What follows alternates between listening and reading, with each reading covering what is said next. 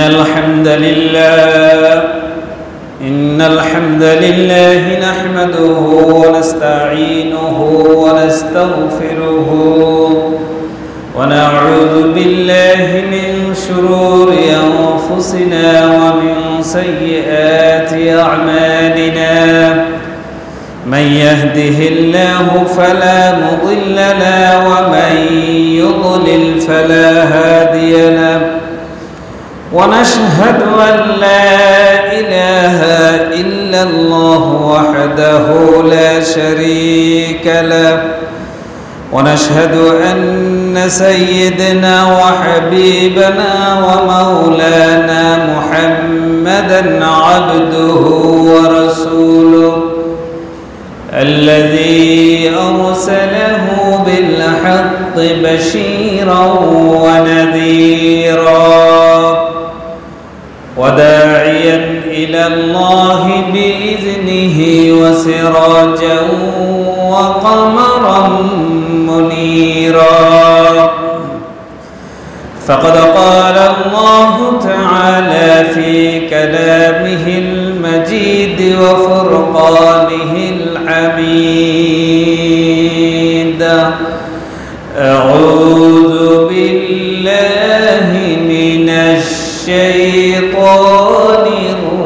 الرجيم بسم الله الرحمن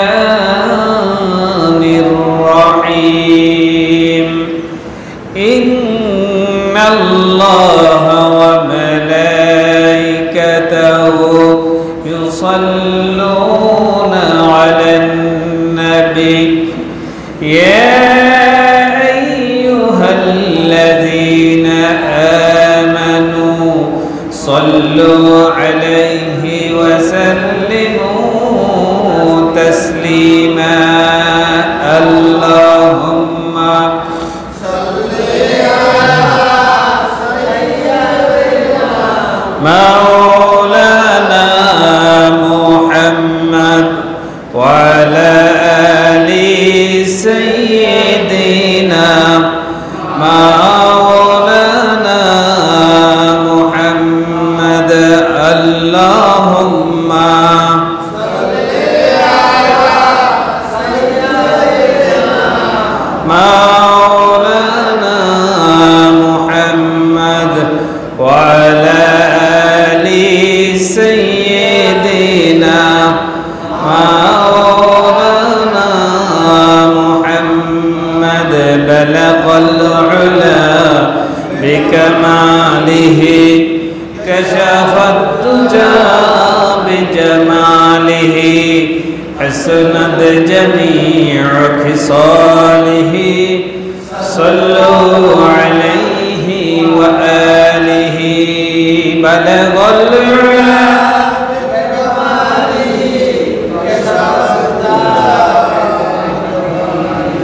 حسنت جميع خصاله صلوا عليه وآله الحمد لله মাসিমপুর কেন্দ্রীয় জামে মসজিদ কর্তৃক আয়োজিত সাপ্তাহিক আজকের জুমার সমাবেশ প্রোগ্রামে এলাকার বিভিন্ন প্রান্ত থেকে আগত সম্মানিত ইসলাম প্রিয় তাওহীদি জনতা হযরত উলামায়ে কেরাম শ্রদ্ধাভাজন মুরব্বিন ইজম সম্মানিত যুবক ভাইরা পানিবন্দী পর্দার আড়ালে আমার শ্রদ্ধেয় সম্মানিত মা এবং বোনেরা শুরুতে আপনাদেরকে আন্তরিক ধন্যবাদ জুমা মোবারকবাদ জানিয়ে সালাম পেশ করছি আসসালামু আলাইকুম ওয়া রাহমাতুল্লাহি তাআলা ওয়া বারাকাতুহু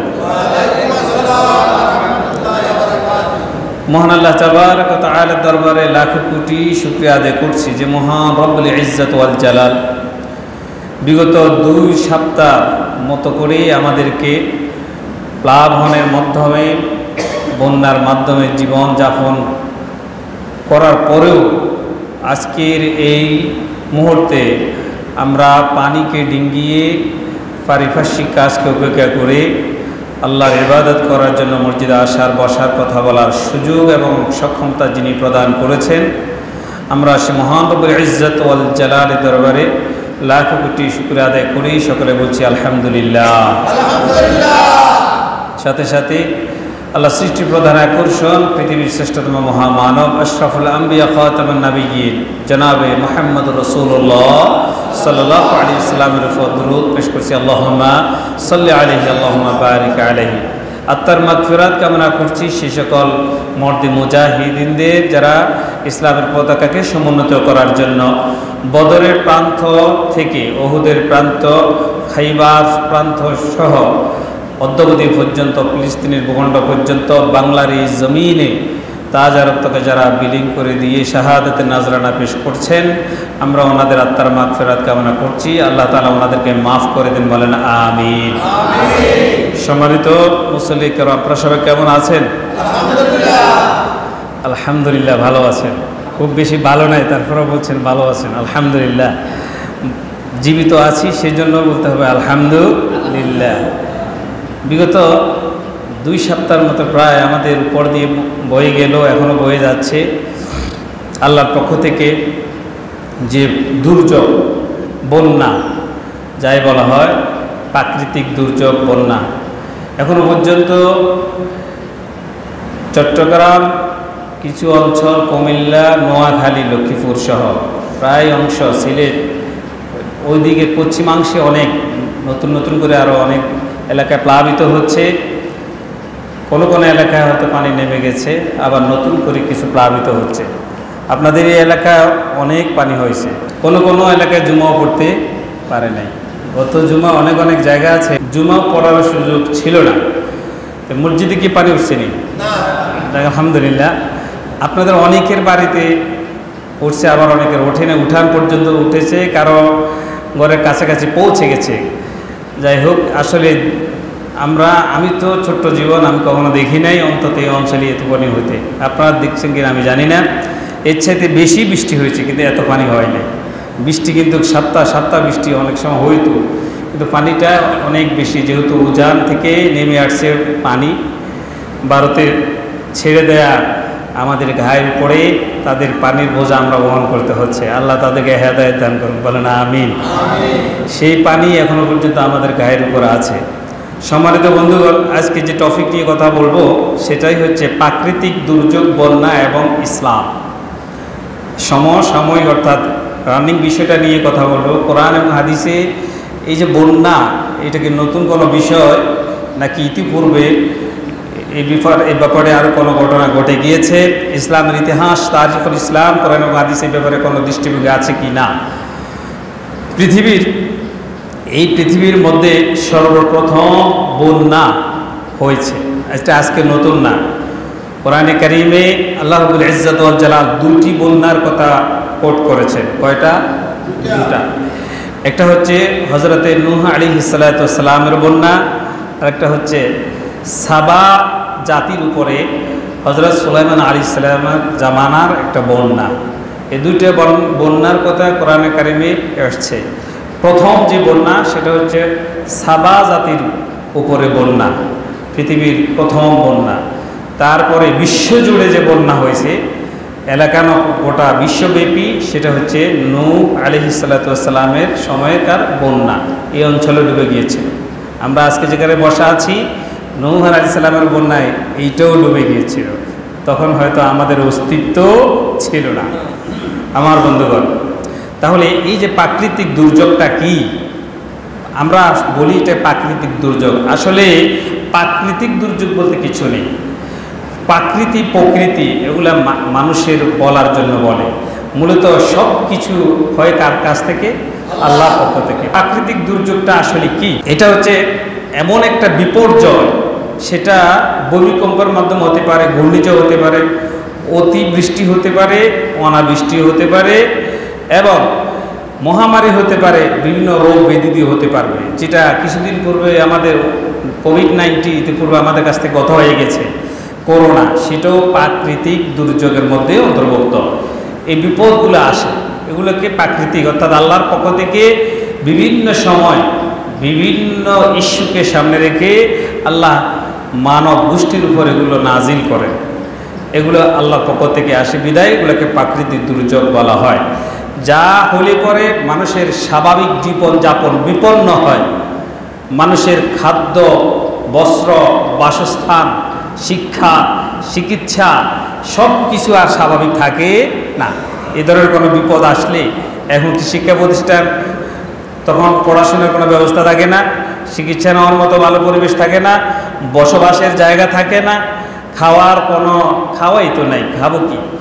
এই বিপর্যয়গুলো যখন আল্লাহর পক্ষ থেকে আসে তখন মানুষের স্বাভাবিক যে জীবন যাপনের পদ্ধতি সেটা বিপর্যস্ত হয়ে যায়, টালমাটাল হয়ে যায়, এলোমেলো হয়ে যায়, এটা আর স্বাভাবিক থাকে না। এগুলোকে বলে প্রাকৃতিক অথবা আল্লাহর পক্ষ থেকে দুর্যোগ।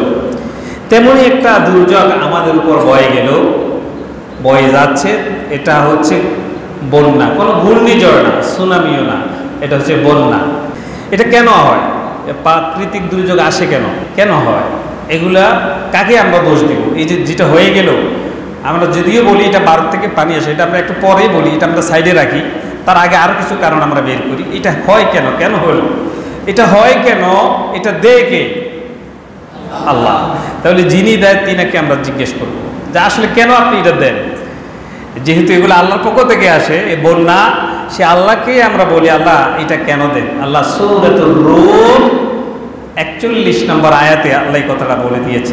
আল্লাহ রাব্বুল আলামিন বলেন, যাহারাল ফাসাদু ফিল বাররি ওয়াল বাহরি বিমা কাসাবাত আইদিন নাসি লিয়ুযীকাহুম বা'দাল্লাযী আমিলু লা'আল্লাহুম ইয়ারজিউন। আল্লাহ পাক বলছেন, জলে আর স্থলে, সাগরে আর মাটিতে, জমিনে এবং সমুদ্রে যত ধরনের বিপদ, বন্যা, ঘূর্ণিঝড়, তুফান, কলেরা, যত বিপদ আসে, আল্লাহ বলছে সবগুলো মানুষের কাজের কারণে, মানুষ তাদের নিজের কারণে এগুলো আসে। অনেক দোষ কার দিব এখন? নিজেদের দোষ। কার দোষ? আমাদের দোষ। ঘুরে ফিরে কাউকে কিছু বলার সুযোগ নেই। যাহারাল ফাসাদু ফিল বাররি ওয়াল বাহর বিমা কাসাবাত আইদিন নাস, জলে আর স্থলে যত ধরনের বিপদ আসে মানুষের নিজেদের কারণে আসে। আল্লাহ বলছে লিযীকাহুম বা'দাল্লাযী আমিলু, তন্মধ্যে মানুষের কিছু কিছু কাজের ফলাফল আমি দুনিয়াতে মানুষকে আস্বাদন করাই, দুনিয়াতে কিছু কিছু কাজের ফল আমি দিয়ে দিই। ইলাইহি ইরজাউন, যেন তারা খারাপ পথ, গোমরাহির পথ, ইসলাম বিদ্বেষী পথকে পরিত্যাগ করে সৎ পথে আল্লাহর দিকে চলে আসে। তাহলে এই বিপদগুলো মূলত আসে কাদের কারণে? আমাদের কারণে, আমাদের মানুষদের কারণে। আপনি কাকে দোষ দিবেন? পরে দেন, আগে আমি নিজেই তো ঠিক নাই, ঠিক কিনা বলুন? গত জুমাবার আমি দেখেছি জুমার আজান হয়ে নামাজের সময় হয়ে গেছে, এখনো মাছ ধরতেছে সব জায়গাতে। এখানে এই গ্রামের এই জায়গাগুলোতে সবাই সালাম দিচ্ছে, হুজুর আসসালামু আলাইকুম। ওয়ালাইকুম সালাম। কিন্তু আপনাদের জুমার সময় আর কখন সময় তো নাই যে হুজুর আসতেছি। জুমার সময় হয়ে গেছে, তারপরও মানুষ মাছ ধরতেছে। তাহলে বিপদ আমাদের কারণেই তো আসে। এত বিপদ দেওয়ার পরেও আমাদের হোশ নাই, আমাদের বুঝ আসে না যে কেন এই বিপদগুলো আল্লাহ দিচ্ছেন। আল্লাহ বলছে, ওয়ামা আসাবাকুম মিন মুসিবাতিন ফাবিমা কাসাবাত আইদিকুম ওয়া ইয়াফু আন কাসীর, তোমাদের উপর যদি কোনো বিপদ আসে তোমাদের নিজের হাতের কামাইগুলা, কারো দোষ তোমরা দিতে পারো না। ওয়া ইয়াফু আন কাসীর, অনেক গুনাহ, অনেক বিপদ আমি আল্লাহ অটোমেটিক মাফও করে দিই। সব বিপদ আমি তোমাদেরকে দিই না। তোমরা যে অন্যায় করো, অন্যায়, সবগুলো অন্যায় যদি আমি প্রতিশোধ নিতে যাই, পৃথিবীতে কি মানুষ বেঁচে থাকতে পারবে? আল্লাহ বলছে, ওয়াফু আন কাসীর, কত অন্যায়, কত গুনাহ আমি ক্ষমা করে দিই। তোমরা জানো কয়েকটা অন্যায়ের কারণে পৃথিবীতে বিপদ আসে। সবচাইতে বড় যে অন্যায় সেগুলো হচ্ছে আল কুফর ওয়া শিরক, শিরক আর কুফরের কারণে আল্লাহ বেশি বিপদ দেন। ছোটোখাটো বিষয়গুলো আল্লাহ নিজেই মাফ করে দেন, সেগুলোর জন্য আমাদের বিপদ দেনই না, কিয়ামতও আল্লাহ দিবেন না। কিন্তু বড় বড় অনেক কিছুর কারণে আল্লাহ দুনিয়াতে বিপদ দিয়ে আমাদেরকে সতর্ক করেন যাতে আমরা ভালো হয়ে যাই। আর যদি ভালো না হই তাহলে আমাদেরকে দুনিয়াতেও যেমন শাস্তি, পরকালের জন্য আমাদেরকে আবার জ্বলন্ত অগ্নিতে আমাদেরকে আল্লাহ সেখানে ফেলে দেবেন। আল্লাহ আমাদেরকে হেফাজত করুন, বলেন আমিন। এই পৃথিবীতে কোরআনে কারিমে আমরা দুইটা প্লাডের কথা জানি, বন্যা। পৃথিবীর সর্বপ্রথম যে একটা বন্যা হয়েছে সেই বন্যার বিবরণ দেওয়া হয়েছে সূরাতুস সাবা। কোরআনে কারিমে একটা সূরা নাম হচ্ছে সূরা সাবা। সাবা হচ্ছে একটা জাতির নাম। সাবা এই একটা জাতির নাম, একটা গোষ্ঠীর নাম সাবা। তারা কোথায় বাস করে? সাবা বর্তমান ইয়ামেন। ইয়ামেনের রাজধানীর নাম হচ্ছে সানা। কি নাম? সানা। ইয়ামেনের রাজধানী থেকে 173 কিলোমিটার উত্তর পূর্বে অবস্থিত একটা মারিব একটা শহর আছে, মারিব শহর। এই মারিব শহর, ওখানে এই সাবা জাতের লোকগুলো বসবাস করতো মারিব শহরে। মারিব শহরটা যেখানে, সেখানে এই পাশে ডান দিকে আর বাম দিকে হচ্ছে পাহাড়, মাঝখানে তারা বসবাস করতো, উপত্যকা। দুই পাহাড়ের মাঝখানে যে জায়গা, এটাকে বলে উপত্যকা। এই সাবা জাতি সেই জায়গায় বসবাস করত। সেখানে একজন নারী ছিলেন, খুব ক্ষমতাধর। ওই নারীর নাম ছিল বিলকিস। কি নাম ছিল? রানী বিলকিস। নাম শোনেন নাই? রানী বিলকিস সাবা নগরীতে বসবাস করত। সাবা গোত্রের লোক ছিল সে বিলকিস, রানী বিলকিস। এই সাবা গোত্র তারা দুই পাহাড়ের মাঝখানে বসবাস করত। বিষয়টা এমন হচ্ছে যে যখন বৃষ্টি বাদল হতো, দুই পাহাড় থেকে পানি পড়ে তাদের অবস্থা খুব খারাপ হয়ে যেত। তখন সেখানকার সাবা গোত্রের লোকজন যারা সমাজপতি, তারা চিন্তা করলো একটা বাঁধ নির্মাণ করতে হবে দুই পাহাড়ের মাঝখানে, না হলে তো আমরা মরে যাব। তখন তারা একটা বাঁধ নির্মাণ করলেন। বাঁধ নির্মাণ করার পর দুই পাহাড় থেকে যত পানি পড়ে, পানিগুলো আটকে থাকে। তারা সেখানে বিভিন্ন ধরনের বাগান তৈরি করলো। জমে থাকা পানিগুলো দিয়ে তারা শস্য শ্যামল ফসল ফলাতো। কোরআনে কারিমে এই কথাটা সূরাতুশ শুরা আল্লাহ রাব্বুল ইজ্জত ওয়াল জালাল এই কথাটা বলেছেন। আল্লাহ রাব্বুল আলামিন বলেন, লাকাদ কানা লিসাবাইন ফি মাসকানিহিম আয়া জান্নাতানি আন ইয়ামিনিন ওয়া শিমাল। আল্লাহ পাক বলছে, সাবা জাতির জন্য তাদের যে বাসস্থান, সেটা ছিল আল্লাহ তাআলা একটা নিদর্শন।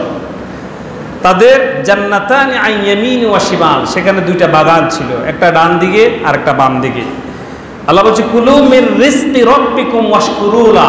ওই সাবা জাতিকে আল্লাহ বলছে, তোমাদের ডান দিকে একটা বাগান, বাম দিকে একটা বাগান। এই বাগানে আল্লাহর যত নিয়ামত আছে, রিজিক আছে, তোমরা সেখান থেকে খাও। বলছে কে? আল্লাহ। কাকে বলছে? সাবা জাতির লোকদেরকে। আমরা কিন্তু সে জাতি না, সাবা জাতির লোকদেরকে। তোমরা সেখান থেকে খাও। তারপরে বলছে ওয়াশকুরুলা, তারপরে আমার কৃতজ্ঞতা আদায় করো। খাও, তারপরে শুকরিয়া আদায় করো।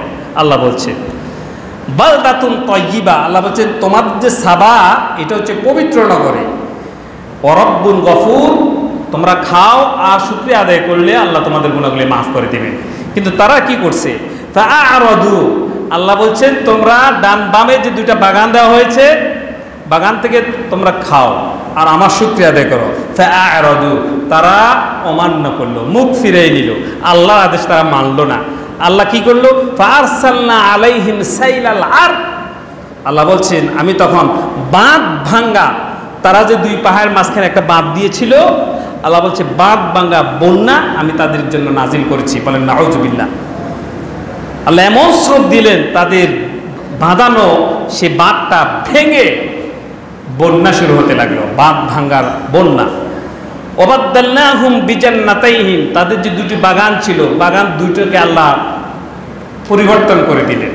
যেখানে আজকে সকালবেলা যে বাগানে ছিল আঙ্গুর, আনার, সেব, নাশপাতি, বিভিন্ন ধরনের সুস্বাদু ফলের বাগান, আল্লাহ যখন উল্টাই দিলেন, সেখানে এখন বাগান হয়ে গেছে বরই, কাঁটাযুক্ত বরই আর তিক্ত তিতা জাতীয় ফল এবং জাউ গাছ। তিন ধরনের কথা আসছে কোরআনে কারিমে। এই গাছগুলো সেখানে যেটা আর খাওয়ার যোগ্য নয়। আল্লাহ তাদেরকে বন্যা দিলে আল্লাহর আদেশ অমান্য হওয়ার কারণে। এই আয়াত কারিমা থেকে আমরা জানতে পারলাম যে বন্যা কেন হয়। বন্যা হয় আল্লাহর আদেশ যখন মানুষ যথাযথভাবে পালন না করে, তখন কি হয়? বন্যা হয়। এই যে আমাদের উপর বন্যা যেটা বয়ে গেছে, আমরা নিশ্চয়ই আল্লাহর কোনো না কোনো আদেশ, কত আদেশ আমরা অমান্য করছি। বন্যা তো আমাদেরকে আল্লাহ অনেক পরে দিয়েছেন। যদি আল্লাহ আমাদের দোষগুলো হিসাব করে করে শাস্তি দিতেন, তাহলে বন্যা জন্মের আগ থেকে শুরু হয়ে যেত। আল্লাহ আমাদেরকে অনেক সুযোগ দিয়েছেন। এরপরে কোরআনে কারিমে আরেকটা বন্যার কথা হযরত নূহ আলাইহিস সালাতু ওয়াস সালামের আমলে হয়েছে। যেটা আল্লাহ একটা সূরা দিয়েছেন কোরআনে কারীমে। নূহ আলাইহিস সালামের নামে একটা সূরা আছে, 29তম পারা। নূহ আলাইহিস সালাম 950 বছর দাওয়াত দিয়েছেন মানুষদের কাছে। সুবহানাল্লাহ বলে। 950 বছর মানে কি? প্রায় 1000 বছর। প্রায় কত বছর? 1000 বছর। 950 বছর ওনাদের হায়াত ছিল, অনেক বড় সময়। 950 বছর দাওয়াত দেওয়ার পর মুসলমান হয়েছে তাফসীরে এসেছে 40 থেকে 80 জন মাত্র। তখন 950 বছর আল্লাহর দ্বীনে দাওয়াত দেওয়ার পরে মানুষ হয়েছে মাত্র 40 অথবা 80, ধরে নিলাম 80 জন। 80 জন মুসলমান হয়েছে। কোরআনে কারীমে আল্লাহ রাব্বুল আলামিন বলেন, ইন্না আরসালনা নূহান ইলা কওমিহি আন আনজির কওমাকা মিন ক্বাবলি আন ইয়াতিয়াহুম আযাবুন আলীম। আল্লাহ রাব্বুল আলামিন বলেন, ইন্না আরসালনা নূহান, আমি নূহ আলাইহিস সালাতু ওয়াস সালামকে তার জাতির কাছে পাঠালাম। এই জন্য পাঠালাম, নূহ আলাইহিস সালাম তুমি তোমার জাতির কাছে যাও, গিয়ে বলো আল্লাহর আযাব আসার আগে তোমরা আল্লাহর প্রতি ঈমান আনো। আসার আগেই, আল্লাহর আযাব আর গজব আসার আগেই তোমরা আল্লাহর প্রতি কি আনো? ঈমান আনো। আমি সতর্ক করার জন্য নূহ আলাইহিস সালামকে পাঠাইছি। তিনি বলছেন জাতিকে গিয়ে, ক্বালা ইয়া কওম, হে আমার জাতি, ইন্নী লাকুম নাযীরুম মুবিন, নিশ্চয় আমি হচ্ছে একজন সুস্পষ্ট সতর্ককারী, তোমাদেরকে সতর্ক করছি। এখনো সময় আছে, তোমরা আল্লাহর প্রতি কি আনো? বিশ্বাস করো, মন্দ কাজ সবগুলো বাদ দাও, ভালো পথে আসো। আনি ইবুদুল্লাহ ওয়াত্তাকুহু ওয়া আতিউন, তোমরা আল্লাহর ইবাদত করো, তাকে ভয় করো, আর আমি নূহ আলাইহিস সালামের অনুসরণ করো। জাতিকে 3টা কথা বললেন। 1 নম্বরে বললেন আল্লাহর ইবাদত করো, 2 নম্বর বলছেন ওয়াত্তাকুহু, আল্লাহকে ভয় করো, 3 নম্বর বলছেন আমি যে নূহ একজন নবী, আমি নবীর অনুসরণ করো। তারপর তিনি বললেন, আল্লাহকে বললেন, আল্লাহ 950 বছর দাওয়াত দিলাম, 950 বছর পর্যন্ত তোমার দ্বীনের দাওয়াত এই মানুষগুলোকে আমি পৌঁছাতে লাগলাম। 950 বছরে মাত্র 80 জন লোক ইসলাম ধর্ম গ্রহণ করলো। আল্লাহ বলেন কিভাবে দাওয়াত দিয়েছেন? নূহ আলাইহিস সালাম বললেন, ক্বালা রাব্বি ইন্নী দাআউতু কওমি লাইলান ওয়া নাহারা। হযরত নূহ আলাইহিস সালাম বলেন, আমি দিনে রাতে 24 ঘন্টায় মানুষদেরকে দাওয়াত দিয়েছি। 24 ঘন্টা, লাইলা ওয়া নাহারা, দিনে এবং রাতে। নূহ আলাইহিস সালাম মানুষদেরকে আল্লাহর পথে দিনেও ডাকছেন, রাতেও ডাকছেন। 24 ঘন্টা আল্লাহকে বলছেন তিনি। আল্লাহ 24 ঘন্টা ডাকার পর মাত্র 80 জন মুসলমান হয়েছে। নূহ আলাইহিস সালাম বলেন, আল্লাহ আমি যখন তোমার কথা তাদেরকে বলি, ফালাম ইয়াজিদহুম দুআই ইল্লা ফিরারা, আমি যখন তাদেরকে দাওয়াত দিই তারা তখন আমার কথা শুনলে পালিয়ে যায়। নূহ আলাইহিস সালামকে দেখলে পালিয়ে যায়। নূহ আলাইহিস সালাম যখন দিনে দাওয়াত দিতেন, মানুষদেরকে সৎ কাজের আদেশ দিতেন, আল্লাহর দিকে ডাকতেন, তখন তারা পালিয়ে যেত। তারা কি করত? ফিরারা, পালিয়ে যেত। তারা কানে আঙুল দিয়ে থাকতো। নূহ আলাইহিস সালাম তাদেরকে আল্লাহর দাওয়াত দিতেন। নূহ আলাইহিস সালামের দাওয়াতের কথা শুনে সেই আমলের লোকগুলো তখন নূহ আলাইহিস সালামকে দেখলে তারা পালিয়ে যেত। তারা কানের মধ্যে আঙ্গুল ঢুকিয়ে রাখতো, জানে নূহ আলাইহিস সালামের কথা তারা না শোনে। শুধু তাই নয়, তারা মাথার উপরে কাপড় টেনে দিত। এই যে মাথার উপরে কাপড়, রুমাল কিংবা কাপড় দিয়ে তারা আশ্রয় করে দেখতো যেন নূহ আলাইহিস সালাম তাদের কাউকে চিনতে না পারে। কানে আঙ্গুল দিয়ে থাকতো। তারা নূহ আলাইহিস সালামের কথা শুনলে দৌড়তি পালিয়ে যেত। মাথার উপরে কাপড়, বস্ত্র তারা বিছিয়ে দিত, আর তারা অহংকার করত, তাকাব্বুরি করত, মাতবরি করত, নূহ আলাইহিস সালামের প্রতি ঈমান আনতো না। এই যখন অবস্থা, আল্লাহ রাব্বুল আলামিন বলেন, ও নূহ আলাইহিস সালাম 950 বছর পর্যন্ত তুমি দাওয়াত দিয়েছ, মাত্র 80 জন লোক মুসলমান হয়েছে। নূহ আলাইহিস সালাম, তাহলে তোমাকে আমি বলি, এখন তুমি একটা নৌকা বানাও। কি বানাও? একটা নৌযান বানাও। পৃথিবীতে প্রথম নৌযান আবিষ্কার যিনি করেছেন সেটা হচ্ছে হযরতে নূহ আলাইহিস সালাতু ওয়াস সালাম। নৌযানের আবিষ্কারক হযরত নূহ আলাইহিস সালাম। নৌযান যদি বিশ্বে না থাকে তাহলে সারা বিশ্বের ব্যবসায়িক ম্যানেজমেন্ট, শিপ ম্যানেজমেন্ট স্টপ হয়ে যাবে, কিছুই থাকবে না। আকাশপথে কয় টাকার মাল আসে? সবগুলো আসে কোন পথে? নদী পথে। এক একটা শিপ মাসের পর মাস লেগে যায় পৃথিবীর এই প্রান্ত থেকে ওই প্রান্তে যেতে, ঠিক কিনা বলুন? মহাসমুদ্রে যখন তারা ঢুকে যায়, কি সকাল কি বিকাল কোথায় আছে তাদের কোনো খবর আছে? আল্লাহু আকবার। সেই নৌযানের আবিষ্কার হয়েছে নূহ আলাইহিস সালাম। আল্লাহ হচ্ছে নূহ শব্দের অর্থ হচ্ছে অধিক্রন্দনকারী, যিনি বেশি বেশি কাঁদে তাকে বলে নূহ। নূহ আলাইহিস সালাম বেশি বেশি কাঁদতেন, যেন তার নাম রাখা হয়। তার নামের অর্থ হচ্ছে কি? নূহ। তিনি বেশি বেশি কাঁদতেন, ক্রন্দনকারী, যিনি বেশি বেশি কাঁদেন। নূহ আলাইহিস সালামকে আল্লাহ বললেন, নূহ তুমি একটা নৌকা বানাও। নূহ আলাইহিস সালাম বললেন, আমি তো জীবনেও নৌকা দেখি নাই, আমি তো তার আগে কোনো নৌকা দেখি নাই, কিভাবে বানাবো? আল্লাহ বলছেন কোনো সমস্যা নাই। আল্লাহ আয়াত নাজিল করে বলে দিলেন এইভাবে করে বানাও। আল্লাহ যেভাবে স্ট্রাকচার দিয়েছেন নূহ আলাইহিস সালাম সেইভাবে তিনি নৌকা বানিয়ে ফেললেন। বলেন সুবহানাল্লাহ। নৌকা যখন বানালেন আল্লাহ বললেন, নূহ আলাইহিস সালাম তুমি এখন এক কাজ করো, জোড়া জোড়া জোড়া জোড়া সব কিছু তোমার নৌকার মধ্যে উঠাও, সব কিছুর এক জোড়া করে নৌকার মধ্যে উঠাও। এই যে জীবজন্তু পশু পাখি কীট পতঙ্গ যা আছে হযরত নূহ আলাইহিস সালাম সবগুলো থেকে এক জোড়া করে ওনার নৌকার মধ্যে উঠাতে লাগলেন। বলেন সুবহানাল্লাহ। কত বড় নৌকা! এক জোড়া যদি সব কিছু নেওয়া হয়, এটা কি ছোটখাটো নৌকা নাকি? ওয়াইসনাউল ফুলক, তিনি একটা নৌকা বানালেন, জোড়া জোড়া করে সবাইকে উঠাতে লাগলেন। যখন উঠালেন তারপরে নৌকা মাটির তলদেশ থেকে আর আকাশ থেকে প্রবল বর্ষণ শুরু হয়ে গেছে, আর মাটির নিচ থেকে পানি নিঃসরণ হতে লাগছে। দুদিক থেকে পানি, আকাশ থেকে এবং জমিন থেকে। এট দিস টাইম পানি হতে হতে হতে হতে সূরাতুল হুদের মধ্যে আল্লাহ পাক বলেছেন পানির স্রোত নূহ আলাইহিস সালামের জামানায় এত বেশি হয়েছে যে পাহাড়ের উপরে পর্বতের উপর দিয়ে স্রোত যাচ্ছে। বলেন আল্লাহু আকবার। পর্বতের উপরে দিয়ে স্রোত এখানে গেছে নাকি? এখন আমাদের কোমর পর্যন্ত হয়েছে, বা গলা পর্যন্ত হয়েছে, বা ডুবে গিয়েছে। কিন্তু পাহাড় উপর দিয়ে নূহ আলাইহিস সালামের জামানার বন্যা স্রোত যাচ্ছিল। নূহ আলাইহিস সালাম জোড়া জোড়া করে উঠালেন। নূহ আলাইহিস সালামের 4 জন ছেলে ছিল সন্তান, হাম, শাম, ইয়াসাফ, কেনান। 4 জন সন্তান ছিল। 3 জন ঈমানদার ছিলেন, একজন ছিলেন বেঈমান। হাম ছিল মুসলমান, শামও ছিল ঈমানদার, ইয়াসাফ সেও ছিল ঈমানদার। তারা নৌকার মধ্যে উঠে গেলেন। তারপর বাকি রয়েছে কেনান। নূহ আলাইহিস সালাম বললেন, বাবারে ঈমান আনো, আমার উপর ঈমান আনো, তোমার আল্লাহ রাব্বুল আলামিনের তাওহীদবাদীকে গ্রহণ করে নাও, না হলে তুমি কিছুক্ষণের মধ্যে পানির তলে চলে যাবা।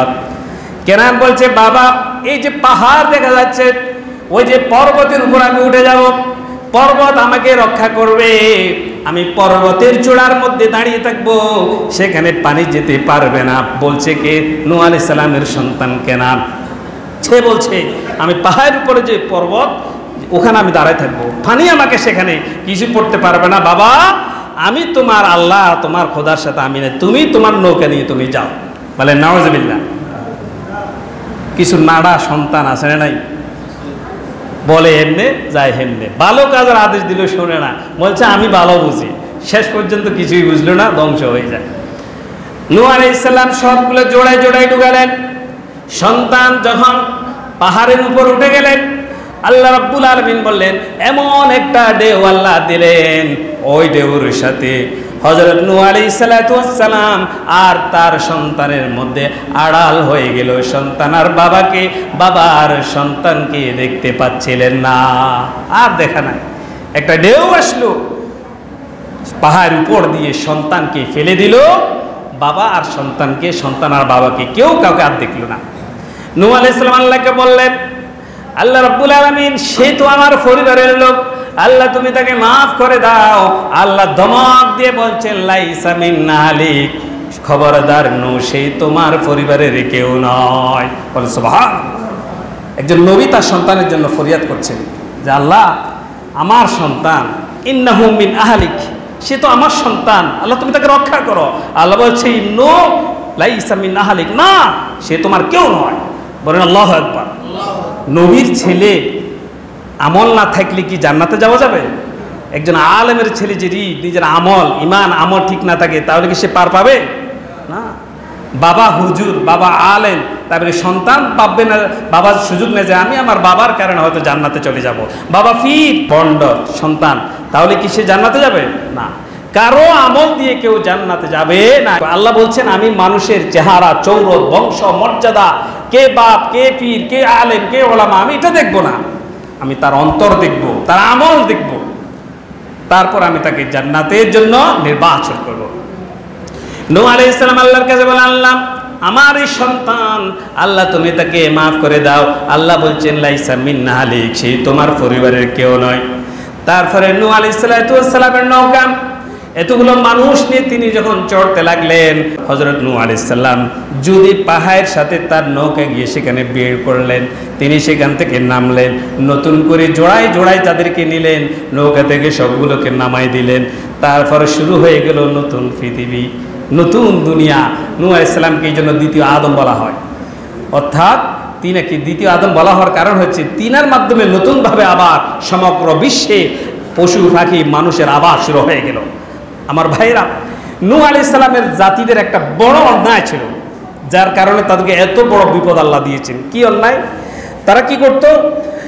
তারা করত ওয়ালা তাযারুন্না ওয়াদ্দা ওয়ালা সুওয়াআ ওয়ালা ইয়াগুসা ওয়া ইয়াউক ওয়া নাসরা।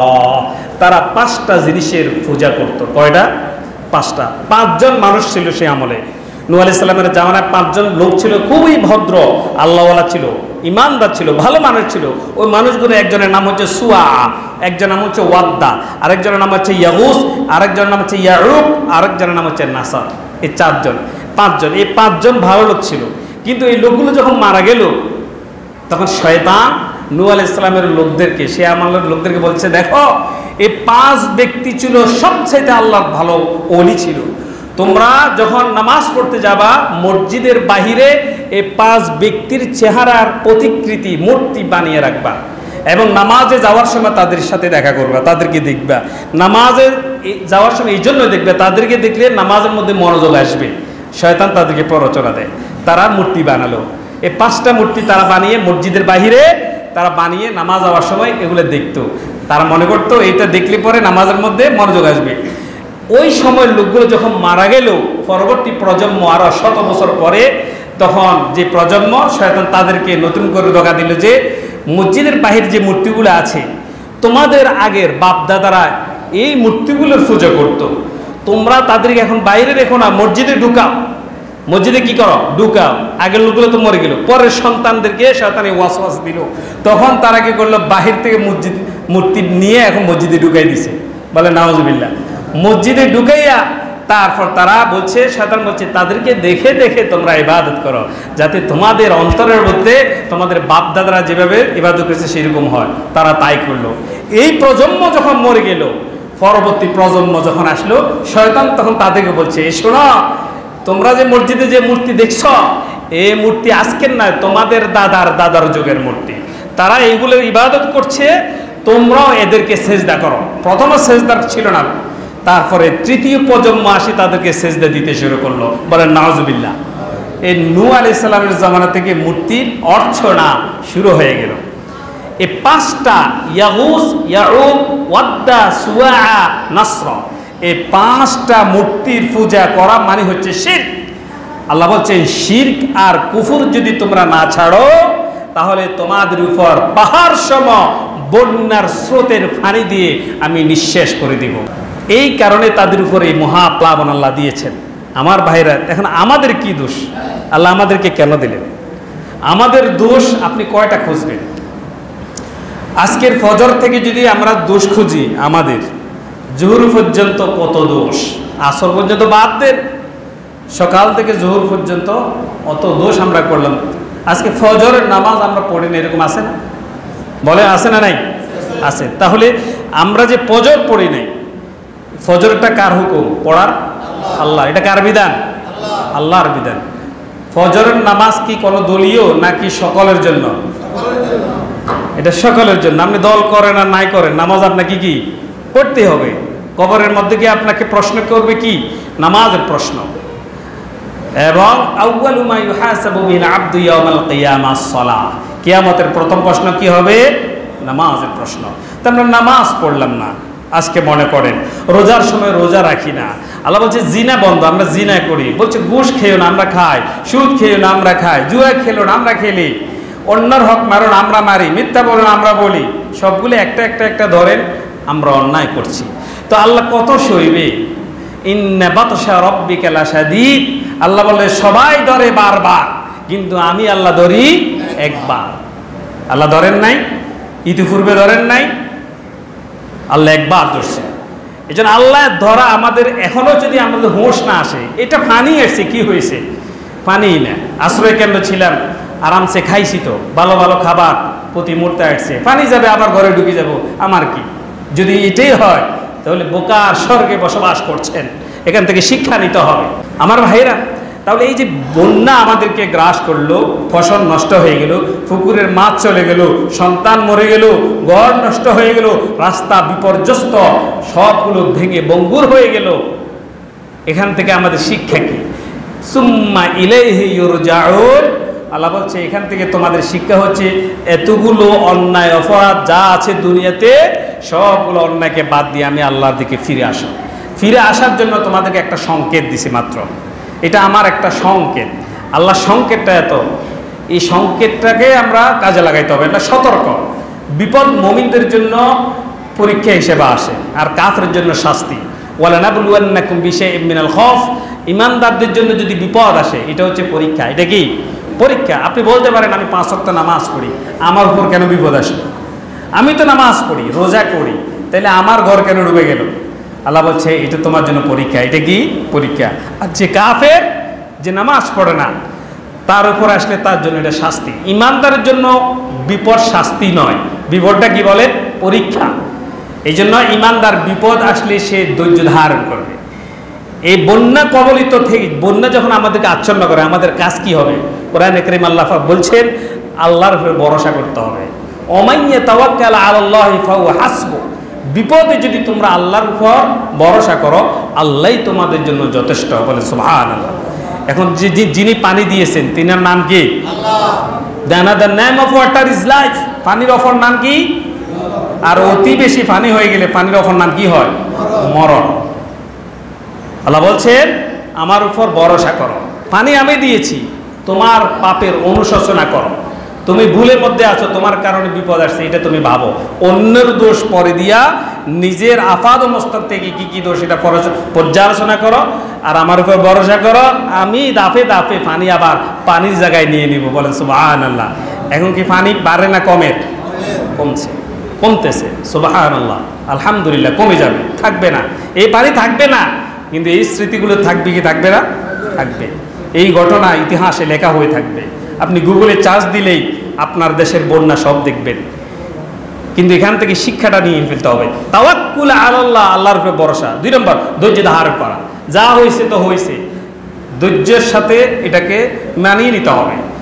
আর সামনে যাতে এই ধরনের বিপদ না আসে সেভাবে চলতে হবে। 3, বেশি বেশি ইস্তেগফার করা, ক্ষমা প্রার্থনা করে। আল্লাহ আমার কারণেই হয়েছে আমার বিপদ, আমাদের কারণে হয়েছে, আল্লাহ তুমি আমাদেরকে আর গজবের শাস্তি দিও না। আমরা অন্যায় করছি, আল্লাহ আমরা আর করব না, তওবা করতে হবে, দান সদকা করতে হবে। এই বিপদ থেকে মুক্তি পাওয়ার জন্য কি করতে হবে? দান সদকা করতে হবে। তো হুজুর সব তো শেষ, কি দান করবো? যেখান থেকে শেষ সেখান থেকে শুরু করতে হবে। যেখান থেকে শেষ সেখান থেকে 1 টাকা বের করে দিলাম তোমার রাস্তায়, আল্লাহ বলেন আল্লাহু আকবার।